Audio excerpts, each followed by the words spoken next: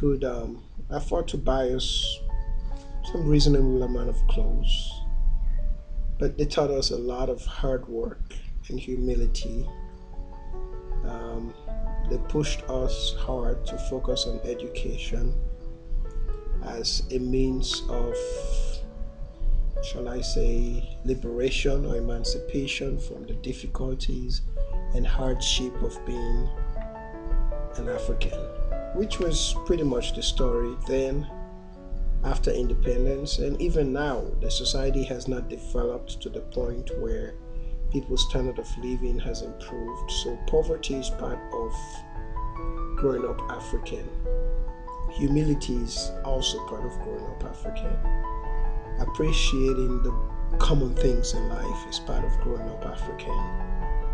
And forming those core values sometimes helps you understand the big picture, puts a lot of things in perspective. And I mean, once you travel from Sierra Leone to other countries, especially Western world, and you see what it's like,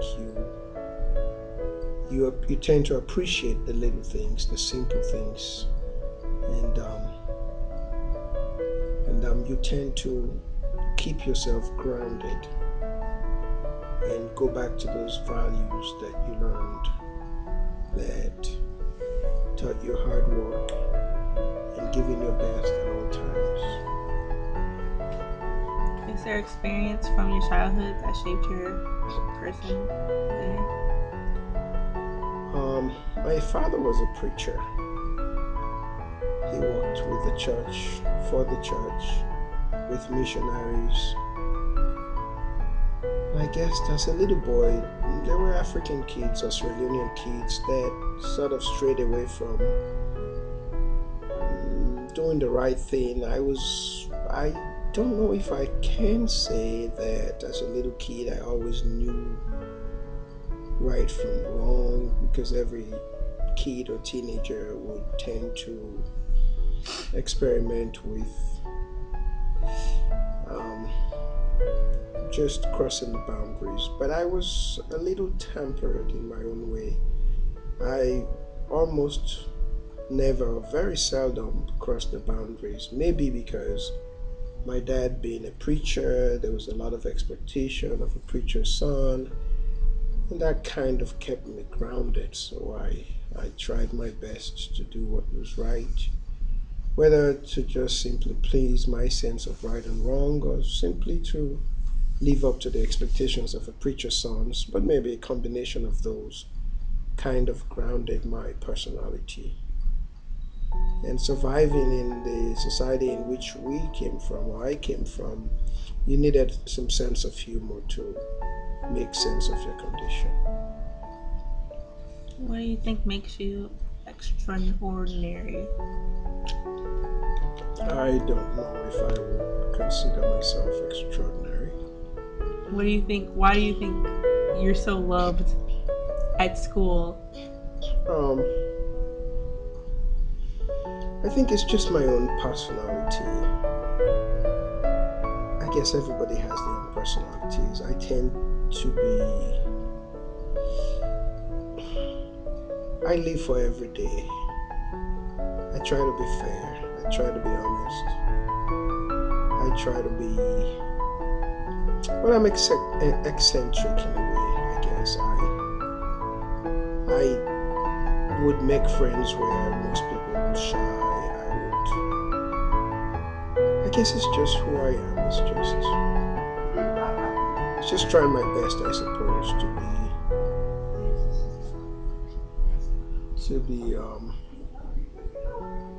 to be as open as I can, I guess, to be as friendly as I can. And you love kids. I love kids. I love people. You don't teach if you don't love kids. You don't teach if you don't want to associate or be tolerant. I suppose it's a combination of those things that just allows my personality to be. So, a lot of people might ask you, why do they call you the Great One? Well, let's see if I can recall when it all started. Oh, I guess my name is Ali.